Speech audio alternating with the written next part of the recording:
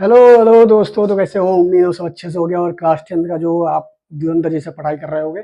तो आज का जो ये वीडियो है वो नया होने वाला है। और क्या पढ़ने वाला है इसमें? कोऑर्डिनेट ज्योमेट्री, निर्देशांक ज्यामिति, जो कि क्या है, क्लास 10 का चैप्टर नंबर 7 है। तो बहुत इजी सा चैप्टर है, छोटा सा चैप्टर है, इतना सा है। इसको हम बहुत जल्दी कवर कर लेंगे, ठीक है। तो चैप्टर का नाम लिख देता हूँ। क्या है चैप्टर का नाम? Chapter 7 coordinate geometry. आप इसके बारे में थोड़ा सा आपने क्लास 9वीं में भी पढ़ा होगा, ठीक है। तो 9वीं में यदि कोई नहीं पढ़ा है और मिस कर दिया है तो यहाँ पर वो चीजें क्लियर हो जाएगी। तो क्या है कोऑर्डिनेट ज्योमेट्री, इसमें हम कंप्लीट चीजें देखेंगे, ठीक है। तो पूरे क्लास 10 का जो सिलेबस है कोऑर्डिनेट ज्योमेट्री का, इसमें केवल दो चीजें पढ़नी है। क्या? एक पढ़नी है डिस्टेंस फार्मूला। डिस्टेंस फार्मूला बेहद ही आसान है, डिस्टेंस फार्मूला। और एक आपको पढ़ना है सेक्शन फार्मूला। Section formula. तो यार ये तो मैंने बता दिया कि हमने क्या क्या पढ़नी है इस वाले चैप्टर में। बहुत इजी चैप्टर है, डिस्टेंस फार्मूला और सेक्शन फार्मूला, यही दो चीज पढ़नी है पूरा क्लास 10 का। Coordinate geometry chapter 7 complete. तो चलिए देखते हैं क्या होता है। कोऑर्डिनेट ज्योमेट्री के जानने से पहले और कुछ आगे बढ़ने से पहले कुछ बेसिक चीजें हम जान लेते हैं, क्योंकि वो जानना बहुत जरूरी होता है।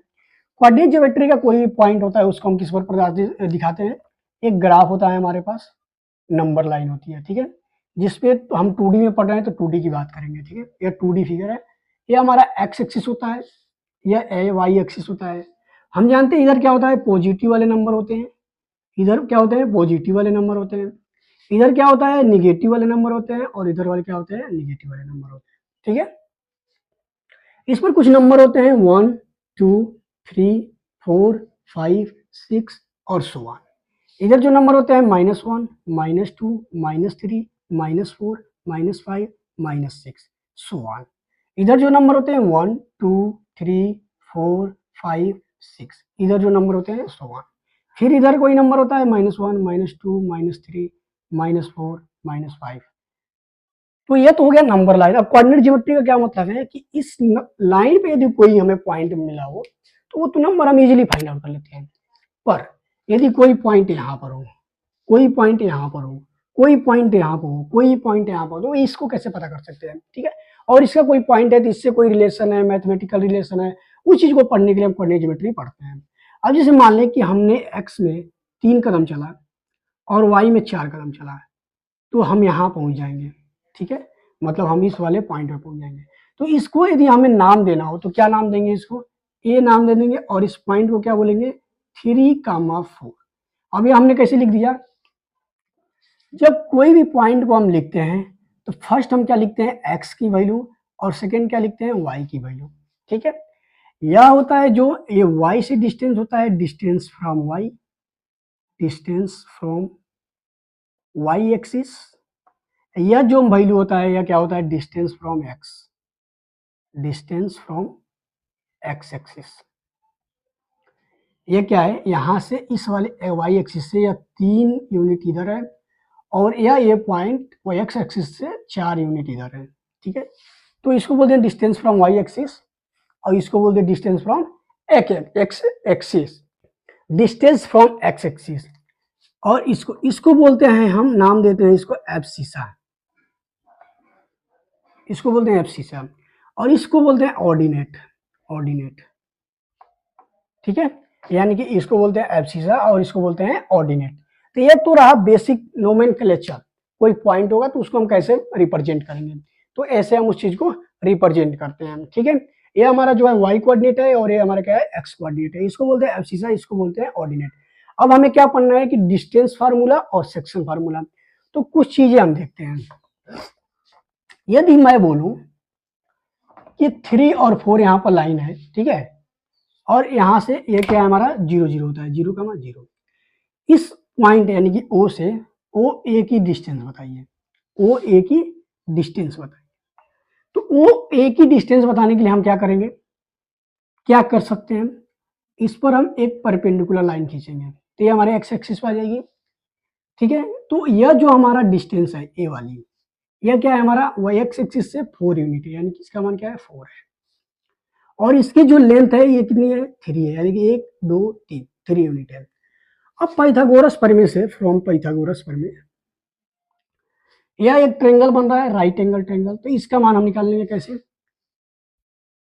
ओ ए का स्क्वायर इक्वल टू 4 का स्क्वायर प्लस 3 का स्क्वायर। इसको सॉल्व करेंगे क्या हो जाएगा, under root 16 plus 9, under root 25 हो जाएगा, और एक का मान क्या हो जाएगा 5। ओ ए का मान कितना हो जाएगा 5 हो जाएगा। तो हमने इसका मान निकाल लिया 5। तो यह पाइथागोरस प्रमेय है, ठीक है। अब इसी को थोड़ा सा और एक्सटेंड करते हैं। कोई हमें एक और मान दिया है, ठीक है। कैसे, इसको मैं मिटा के दोबारा लिखता हूं।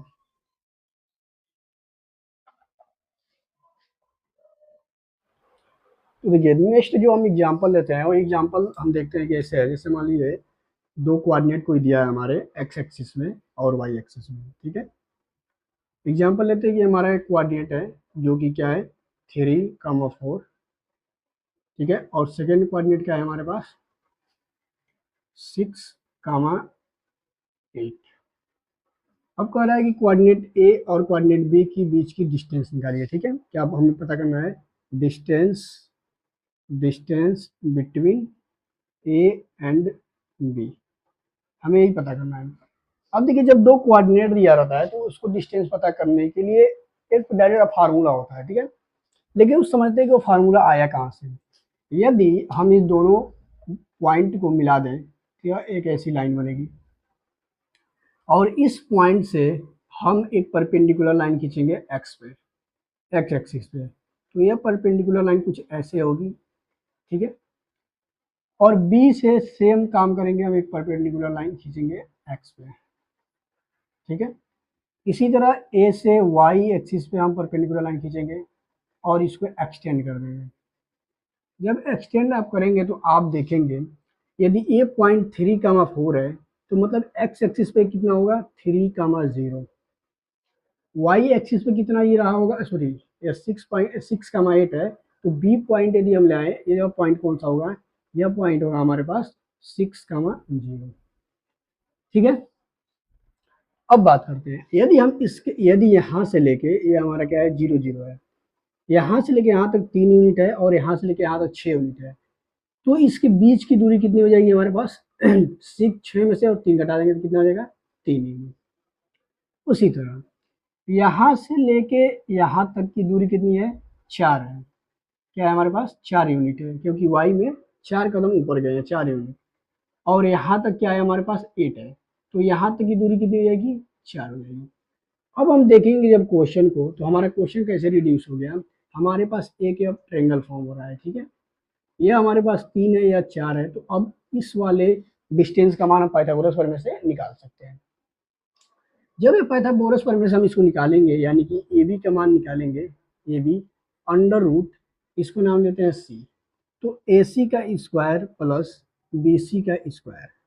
तो ए सी का जो मान है हमारे पास कितना है 3 का स्क्वायर, प्लस बी सी का मान कितना है हमारे पास 4 का स्क्वायर। इसको सॉल्व करेंगे तो क्या हमारे पास आएगा 9, 16, 25, और इसको सॉल्व कर देंगे तो ए बी कितना आ जाएगा हमारे पास 5 यूनिट। ये हमारे पास कितना आ गया 5 यूनिट आ गया। अब जैसे मान लीजिए यहाँ पर तो छोटा है तो हमने इसको ऐसे कर लिया, ठीक है। एक फार्मूला होता है, फार्मूला क्या होता है वो मैं आपको ड्राइव करके बताता हूँ, ठीक है। अब यदि इसको मान लें हम x1, इसको मान लें y1, क्योंकि कोऑर्डिनेट ए को हम क्या मान रहे हैं x1 कमा y1। अब बी कोऑर्डिनेट को क्या मान ले रहे हैं x2 कमा y2, ठीक है। बी को क्या मान लिए हम x2 कमा y2। अब इसके बीच का डिस्टेंस निकालना हो तो हमें क्या देख रहे हैं कि यह हमारा x1 है, x1 कमा 0, यह हमारा क्या है x2 कमा 0, ठीक है।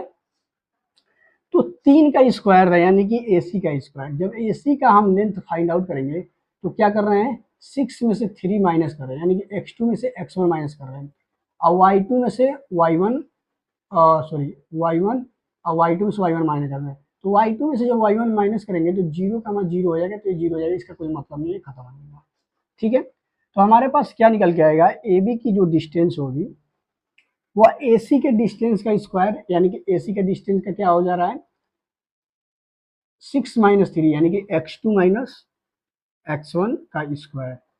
अब इसमें प्लस, इसमें क्या आएगा आपका सॉरी कामा y2 माइनस y1 का स्क्वायर, ठीक है। बट ये क्या हो रहा है कि जीरो हो जा रहा है, तो इसको हम हटा देंगे, ठीक है, क्योंकि हमें डिस्टेंस के पता करनी है।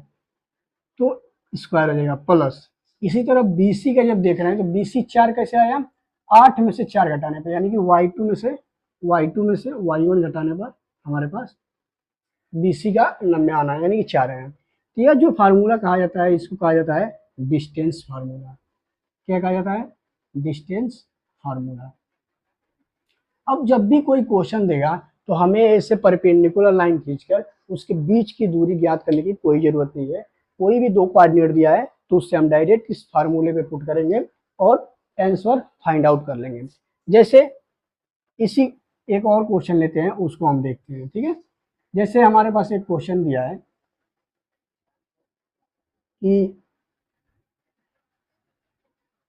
हमारे पास एक क्वेश्चन दिया है कि कोई एक पॉइंट है, ये क्या है 1,3 है, और हमारे पास कोई पॉइंट यहाँ पर है जो कि 2,4 है, ठीक है। कि इसके बीच के हमें डिस्टेंस ज्ञात पता करनी है, ठीक है, 2,6 है। तो ये हमारे पास ए बी है और ए बी है, तो इसको मान लेंगे x1, इसको मान लेंगे y1, इसको मान लेंगे x2, इसको मान लेंगे y2, ठीक है। डायरेक्ट फार्मूले पे आएंगे, डिस्टेंस ए बी हो जाएगा हमारे पास under root x2 minus x1 का square plus y2 minus y1 का स्क्वायर। तो x2 क्या है हमारे पास, x2 है हमारे पास 2 माइनस x1 कितना है 1 है का स्क्वायर प्लस y2 कितना है हमारे पास 6 है माइनस y1 कितना है हमारे पास 3 है, 3 का स्क्वायर लिख देंगे।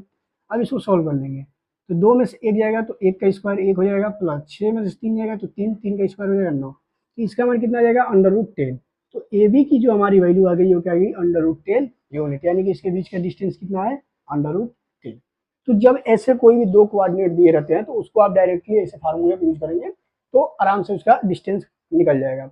इसको बोलते हैं डिस्टेंस फार्मूला। अब चलते हैं नेक्स्ट बात करते हैं सेक्शन फार्मूला की। सेक्शन फार्मूला क्या कहता है कि कोई भी लाइन दिया रहता है उसको यदि कोई लाइन दो रेशियो में बांटता है, यानी कि दो भागों में बांटता है, तो उसमें कुछ चीजें हमें मिलती है। जैसे मान लेते हैं कि कोई एक हमारे पास कोऑर्डिनेट है, ठीक है, ये हमारे पास ए है और ये हमारे पास बी है, ठीक है। इसको नाम देते हैं x1 कामा y1 और इसको मान देते हैं x2 कामा y2। अब इसको जो लाइन मिला रहे हैं हम, इसमें जो लाइन हम मिला रहे हैं इसको मान लेते हैं कोई एक ऐसी लाइन इसको कट कर रही है, दो भाग में बांट रही है रेशियो में। इसको मान लेते हैं m1 और इसको मान लेते हैं m2, मतलब ए बी जो लाइन है उसको किस में कट रही है m1 रेशियो m2 में, ठीक है। तो इसका जो फार्मूला होता है बहुत सिंपल सा फार्मूला होता है, ठीक है, उसको हम देखते हैं। तो यदि हम इसका पॉइंट निकालें, जैसे इसको हम मान ले पी पॉइंट, तो इसका पॉइंट जो होगा यह पॉइंट क्या होगा ये हमें फाइंड आउट करना रहता है इसमें। तो इसका फार्मूला होता है, अभी हम पहले फार्मूला बताते हैं उसके बाद बताते हैं कि फार्मूला आया कैसे है, ठीक है। तो x जो कोऑर्डिनेट होगा हमारे पास वो आएगा आपके पास m1 x2 plus m2 x1 अपान में m1 प्लस m2। और y जो हो जाएगा कोऑर्डिनेट हमारे पास क्या हो जाएगा m1 y2 plus m2 y1 अपान में m1 प्लस m2, ठीक है। मतलब क्या कर रहा है कि कोई भी एक लाइन है उसको m1 m2 रेशियो में कोई पॉइंट डिवाइड कर रहा है, ये पॉइंट हमारे पास P है, तो इस पॉइंट का कोऑर्डिनेट क्या होगा, इस पॉइंट का कोऑर्डिनेट क्या होगा। तो उस पॉइंट का कोऑर्डिनेट हमने मान लिया कि x और y होगा, और x का मान कैसे निकलेगा इस वाले फार्मूले से, और y का मान निकलेगा इस वाले फार्मूले से। यही हमारा यहाँ पर वो फार्मूला में पुट करेंगे तो उसकी वैल्यू आ जाएगी। अब देखिए इसको याद करने का तरीका क्या है कि आप देखेंगे जब m1 है तो वहां पर वैल्यू कितनी है x2 की, और जब m2 है तो वैल्यू किसकी है x1 की मल्टीप्लाई हो रही है। नीचे तो m1 प्लस m2 है तो इसमें कोई बहुत बड़ी बात नहीं है, इसको आप याद कर सकते हैं, ठीक है। लेकिन ऊपर देखेंगे तो 1 2 2 1 1 2 2 1 ऐसे आप याद कर सकते हैं कि x की कोऑर्डिनेट की वैल्यू क्या होगी m1।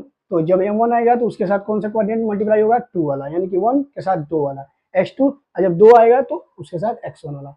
इसको बोलते हैं सेक्शन फार्मूला। इसको क्या बोलते हैं सेक्शन फार्मूला। अब इसको ड्राइव करते हैं कि यह फार्मूला आया कैसे है। ये तो हमने बता दिया आपको कि यह फार्मूला आप याद कर लीजिए क्योंकि ये बहुत जरूरी है क्वेश्चन को सॉल्व करने के लिए।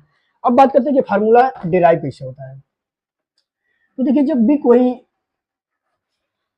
दो पॉइंट दिए रहते हैं, ठीक है, कोऑर्डिनेट ज्योमेट्री पे आप देखेंगे नंबर लाइन पे, तो आपको कोई भी एक दो पॉइंट दिए रहेंगे, ठीक है, ए वाई है ए ओ है। मान लेते हैं कि कोई एक पॉइंट यहाँ पर है ए और कोई यहाँ पर पॉइंट है बी। इस दोनों लाइन को मिलाने पे और पी कोई यहाँ पर एक पॉइंट है, ठीक है। हमें क्या ज्ञात करना है, पी का पॉइंट हमें ज्ञात करना है। यदि इसका कोऑर्डिनेट है x1, y1 और इसका काम है x2, y2, ठीक है। तो सेम प्रोसीजर अब शुरू से यहाँ से स्टार्ट करेंगे और यहाँ क्या करेंगे, पॉइंट ए से हम एक परपेंडिकुलर लाइन डालेंगे x एक्सिस पे। तो इस पॉइंट जहाँ पॉइंट आएगा इसका मान क्या हो जाएगा, x1 है तो x1 और y में कुछ नहीं है तो क्या हो जाएगा 0, x1 0 हो जाएगा। सिमिलरली P पॉइंट से हम परपेंडिकुलर लाइन खींचेंगे तो P पॉइंट हमने क्या माना है x, y, तो इसका जो हमारे पास आ जाएगा कोऑर्डिनेट ये आ जाएगा हमारे पास x, 0, ठीक है। इसी तरह B लाइन से हम यदि परपेंडिकुलर लाइन खींचे तो इसका पॉइंट क्या आ जाएगा हमारे पास x2, 0, x2, 0। सिमिलरली ए पॉइंट से हम y एक्सिस पर परपेंडिकुलर लाइन खींचेंगे और इसको एक्सटेंड कर देंगे आगे तक। जब इसको आप एक्सटेंड करेंगे तो देख लीजिए, उसके बाद क्या करेंगे, हम P वाले लाइन से परपेंडिकुलर लाइन खींचेंगे और इसको एक्सटेंड कर देंगे, ठीक है। तो अब इस देखिए इस फिगर से हमें कुछ चीजें मिलेगी जो हम ट्रेंगल वाले चैप्टर में पढ़ा था कि ट्रेंगल में क्या होता है, रेशियो वाला जो चैप्टर पढ़ा था, कोई भी दो ट्रेंगल सिमिलर होता है तो उसके साइड के रेशियो क्या होते हैं आपस में सेम होते हैं। तो वही वाला कॉन्सेप्ट हम यहाँ पर लगाएंगे और इस वाले डिस्टेंस को हम फाइंड आउट करेंगे। तो यह वाला हमारा डिस्टेंस क्या हो जाएगा, डिस्टेंस अभी हमने बताया है x2 - x1, y2 - y1। तो इसका जब डिस्टेंस निकालेंगे तो क्या हो जाएगा, x में से x1 घट जाएगा यानी कि x - x1 इसका डिस्टेंस हो जाएगा। सिमिलरली जब हम इसका डिस्टेंस निकालेंगे तो क्या आ जाएगा, इसका जब हम डिस्टेंस निकालेंगे तो y कोऑर्डिनेट में तो y - y1, इसका डिस्टेंस क्या हो जाएगा y - y1, ठीक है। सिमिलरली हम इस वाले सेक्शन का हम कोऑर्डिनेट निकालेंगे तो इसका निकालेंगे कोऑर्डिनेट तो क्या हो जाएगा x2 - x1, x2 - x1। तो उसी तरह हम इसका डिस्टेंस निकालेंगे तो क्या मिल जाएगा हमारे पास y2 - y, y2 - y, ठीक है। अब इसमें मैं क्या करता हूँ, कुछ चीजें मिटा देता हूँ, ठीक है, ताकि आपको एकदम क्लियर हो जाए। मैं इसको मिटा देता हूँ, आपको डिस्टेंस तो पता चल गया है, ठीक है। अब हमारे पास क्या बन रहा है, दो ट्रेंगल बन रहे हैं, ठीक है, दो ट्रेंगल फॉर्म हो रहे हैं, एक ये वाली और एक ये वाली, ठीक है। अब देखिए ये दोनों ट्रेंगल क्या है, आपस में सिमिलर हैं। सिमिलर कैसे हैं, इसमें ए एक 90 डिग्री का कोण बन रहा है, ए भी एक 90 डिग्री का कोण बन रहा है, ठीक है। और यहाँ पर 90 डिग्री का है तो इस दोनों को जोड़ेंगे तो कितना होना चाहिए, 180 होना चाहिए, तो 45 ए भी हो जाएगा, 45 ए भी हो जाएगा। और ये वाला कोण क्या है, सेम है। तो ये दोनों ट्रेंगल आपस में क्या हो जाएंगे, इसका नाम देता हूँ पी क्यू आर। तो इसको जब हम देखेंगे तो triangle A P Q equal to sorry similar है किसके, ट्रेंगल पी बी आर के। तो इसका मतलब हमें क्या, इससे फाइंड आउट क्या हुआ, ए पी क्या है हमारा m1 है और ये हमारा m2 है, m1 और m2 रेशियो में इसको डिवाइड किया गया है, ठीक है। इसको मैं थोड़ा और क्लीन कर देता हूँ, ठीक है।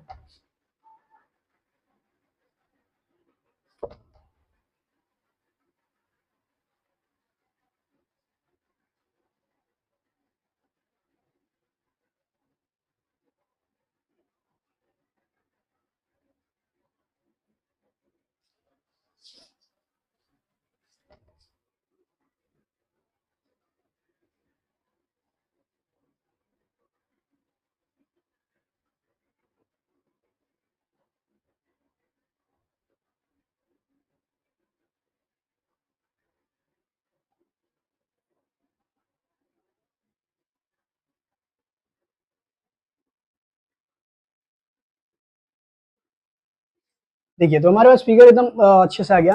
तो इस फिगर में हम देख रहे हैं तो हम क्या, इससे दो ट्रेंगल जब सिमिलर होता है तो उससे हमें क्या मिलता है, इसको एक बार मिला देता हूँ। जब दो ट्रेंगल सिमिलर मिलता है तो उसके साइड के कोरिस्पॉन्डिंग साइड के रेशियो क्या होते हैं, आपस में सेम होते हैं। तो ए बी अपान में पी बी, ठीक है, ए बी अपान में पी बी इक्वल टू होगा ए क्यू अपान में पी आर के, ए क्यू अपान में पी आर इक्वल टू क्या होगा, पी क्यू अपान में बी आर, पी क्यू अपान में पी आर, ठीक है। अब यहाँ से हम उसके वैल्यू को पुट आउट करेंगे तो एपी की वैल्यू कितनी है, m1 है, m1 है। पी वी क्या है हमारे पास m2 है इक्वल टू ए क्यू क्या है हमारे पास x माइनस एक्स वन है, x माइनस पी आर क्या है हमारे पास x2 माइनस एक्स वन है, x2 माइनस एक्स वन है। पी क्यू क्या है हमारे पास y माइनस वाई वन है, y माइनस वाई वन है। और पी आर क्या है हमारे पास y2 माइनस वाई है। ठीक है, तो इस चीज को जब हम देखेंगे, अब क्या करेंगे हम दो दो लेके सॉल्व कर लेंगे जोड़े को। तो m1 अपान में m2 जब सॉल्व करेंगे तो x कोऑर्डिनेट के लिए तो x माइनस एक्स वन हो जाएगा और x2 माइनस एक्स वन हो जाएगा। इसको क्रॉस मल्टीप्लाई कर देंगे तो m1 x2 minus m1 x1 equal to m2 x minus m2 x1। ठीक है, तो हम क्या करेंगे,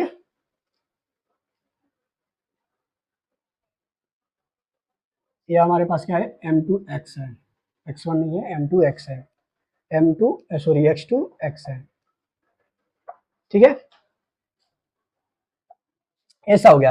अब क्या करेंगे हम प्लस वाले को एक साथ रख लेंगे, x वाले को एक साथ रख लेंगे और x2 वाले को x2 और x1 को एक साथ रख लेंगे। ठीक है, तो देखिए m1x है और m2x है यहाँ पे, तो हम क्या करेंगे, तो देखिए हम क्या करते हैं x वाले को एक तरफ कर लेते हैं और x2 वाले को एक तरफ कर लेते हैं। यहाँ क्या हो जाएगा m1x और m2x है तो माइनस m2x हो जाएगा इक्वल टू यहाँ पर माइनस m2x1 है और x2 वाला है तो m1 इधर कर लेते हैं इसको, तो क्या हो जाएगा माइनस m1x2 हो जाएगा। ठीक है, अब इसको फर्दर सॉल्व करेंगे तो सारा माइनस है तो इसको सारा प्लस हम बना सकते हैं। इसमें माइनस कॉमन ले लेंगे तो क्या हो जाएगा और x कॉमन ले लेंगे। ठीक है, माइनस x कॉमन ले लेंगे तो क्या हो जाएगा m1 प्लस m2 हो जाएगा। यहाँ से माइनस कॉमन ले लेंगे तो क्या हो जाएगा m2x1 प्लस m1x2।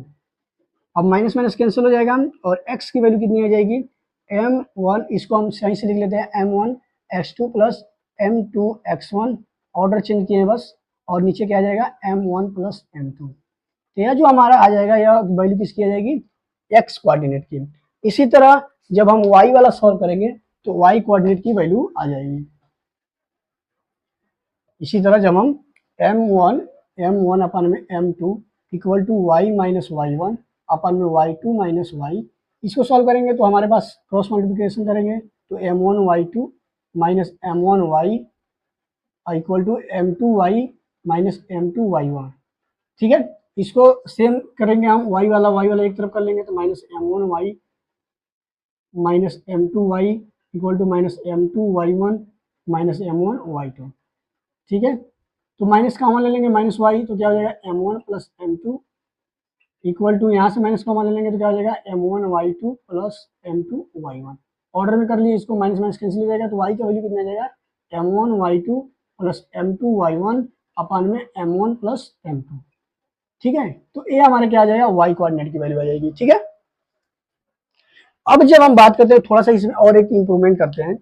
जब हमने देखा कि कोई भी ई हमारे पास लाइन है पॉइंट है, उसको यदि दो भागों में काट रही है, दो भागों में कोई रेशियो में डिवाइड हो रहा है वो लाइन, तो हमारे पास x और y का कोऑर्डिनेट आएगा उस पॉइंट का। ठीक है, हमारे पास क्या था एक a और एक b लाइन थी।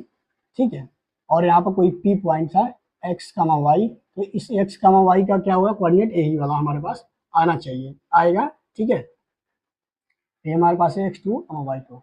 अब बात करते हैं, या तो रैंडम है m1 और m2 का रेशियो इसको डिवाइड करेगा। ठीक है, m2 और m2 का रेशियो डिवाइड करेगा।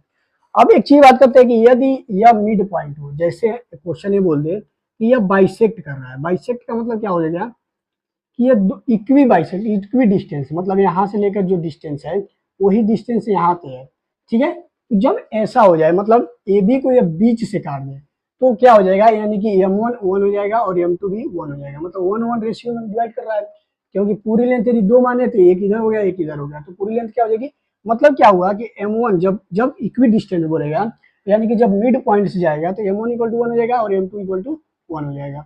तो हम पुट करेंगे तो डायरेक्ट हम याद कर सकते हैं, जब भी दो लाइन, एक लाइन को कोई पॉइंट दो बराबर भागों में बांटती है तो उसका मान क्या जाएगा, m1 की जगह 1 रख देंगे तो क्या हो जाएगा x2, m2 की जगह 1 रखेंगे तो क्या हो जाएगा x1, अपान में m1 प्लस 1 यानी कि 1 प्लस 1 जोड़ेंगे तो क्या हो जाएगा 2। इसी तरह y वाला क्या हो जाएगा हमारे पास y2 प्लस y1 अपान में 2। तो कोऑर्डिनेट हमारे पास क्या बन के आएगा p का, यदि मिड पॉइंट होगा तो हमारे पास कोऑर्डिनेट बन के आएगा x2 प्लस x1 या x1 प्लस x2 अपान में 2 y1 प्लस y2 अपन में 2। तो यह एक थोड़ा सा मतलब फास्ट करने का तरीका है कैलकुलेशन का, और कोई बहुत ज़्यादा वो नहीं है, आप डायरेक्ट इस पर भी रख सकते हैं। तो यार हमारा जो सेक्शन फार्मूला है इसको बोलते हैं, जब कोई भी m1 m2 के रेशियो में कोई एक लाइन को डिवाइड करती है तो हम ये फार्मूला यूज करते हैं, ठीक है, कि उस पॉइंट का कोऑर्डिनेट क्या होगा। इस पर हम एक क्वेश्चन सॉल्व करते हैं जो कि बहुत अच्छा क्वेश्चन है।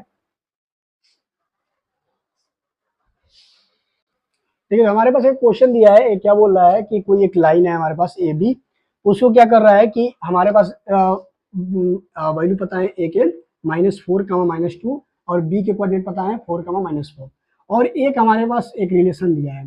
तो ए रिलेशन का क्या मतलब है, ए पी अपान में A P equal to 3/7 equal into A B. इसको कैसे लिख सकते हैं, ए बी अपान में ए बी इक्वल टू 3/7 और ए पी अपान में पी बी ही हमारे पास m1 और m2 होता है, ठीक है, m1 और m2। जब इसको हम कंपेयर करेंगे इससे, यानी कि 3/7 से, तो हमें क्या मिल जाएगा, m1 इक्वल टू 3 और m2 इक्वल टू 7। यह हमारे पास कंपेयर करेंगे तो मिल जाएगा। और क्या हमें चाहिए, m1 m2 मिल गया, और x और x1 x2 हमें चाहिए। तो ये हमारे पास क्या हो गया, इसको x1 बोलते हैं, इसको y1 बोलते हैं, ये हमको पता है, इसको x2 बोलते हैं, इसको y2 बोलते हैं। अब हमें p का मान चाहिए, तो p को हम मान लेते हैं x, y। तो हमें कोऑर्डिनेट क्या पता है कि p का जो कोऑर्डिनेट होगा x, y, ठीक है, हमें फार्मूला पता है कि x का जो कोऑर्डिनेट होगा वो क्या होगा, m1 x2 plus m2 x1 अपान में m1 प्लस m2। ये हमें याद है, तो डायरेक्ट मान पुट कर देंगे। m1 क्या है हमारे पास 3 है, 3 इंटू x2 क्या है हमारे पास 4 है, प्लस m2 क्या है हमारे पास 7 है, और जो भी हम पॉइंट रखेंगे पॉइंट को साइन के साथ रखेंगे। x1 क्या है हमारे पास -4 है, तो -4 रखेंगे, ठीक है, अपन में m1 plus m2 3 plus 7, 3 plus 7। इसको सॉल्व करेंगे क्या हो जाएगा, 4 में 3 का गुणा करेंगे तो 12, प्लस इसका गुणा करेंगे तो 7 चौक 28, प्लस माइनस कितना हो जाएगा माइनस, तो 28 हो जाएगा, और 7 3 10 हो जाएगा। इसको सॉल्व करेंगे तो क्या आ जाएगा हमारे पास, 28 में से 12 जाएगा तो कितना हो जाएगा 16 माइनस 10। इसको हम सॉल्व करेंगे तो -1.6 हो जाएगा, ठीक है। तो x का जो कोऑर्डिनेट आएगा वो क्या आएगा हमारे पास -1.6। इसी तरह y का कोऑर्डिनेट निकाल लेते हैं, y इक्वल टू क्या होता है m1 y2 plus m2 y1 अपान में m1 प्लस m2, ठीक है। इसको हम मान पुट करें तो m1 की वैल्यू कितनी है 3 इंटू y2 की वैल्यू कितनी है -4 प्लस m2 की वैल्यू कितनी है 7 इंटू y1 की वैल्यू -2 अपान में 3 प्लस 7। इसको सॉल्व करेंगे तो क्या आ जाएगा हमारे पास, 3 में 4 का मल्टीप्लाई करेंगे तो 12 प्लस माइनस माइनस, 7 में 2 का मल्टीप्लाई करेंगे तो 14 और प्लस माइनस -14 अपान में 10। इसको सॉल्व करेंगे तो क्या आ जाएगा 2 4 6 1 1 2 अपान में 10। इसको सॉल्व करेंगे तो -2.6। तो y का कोऑर्डिनेट जो आएगा हमारे पास क्या आ जाएगा -2.6। तो इसको ऐसे क्वेश्चन को हम क्या करते हैं, तो ऐसे क्वेश्चन को हम ऐसे ही सॉल्व करते हैं, ठीक है। कोई भी जो पॉइंट दिया रहेगा और कोई भी दो लाइन को काटे कहीं भी वो पॉइंट आउट करेगा यानी कि कट करेगा, तो वह किसी रेशियो में डिवाइड करेगा, ठीक है। उसको हम मान लेते हैं m1 m2 और इस सेक्शन फार्मूले में हम डायरेक्ट उसको पुट कर देते हैं। एक कोऑर्डिनेट को मान लेते हैं x1 y1 और दूसरे को मान लेते हैं x2 y2, और इस तरह से हम सेक्शन फार्मूला से क्वेश्चन को सॉल्व कर लेते हैं।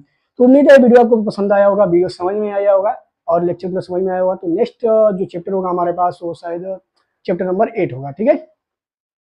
तो उम्मीद है आपको ये वीडियो समझ में आया होगा। मिलते हैं नेक्स्ट वीडियो में, तब तक के लिए बाय बाय। वीडियो को लाइक कर दीजिएगा।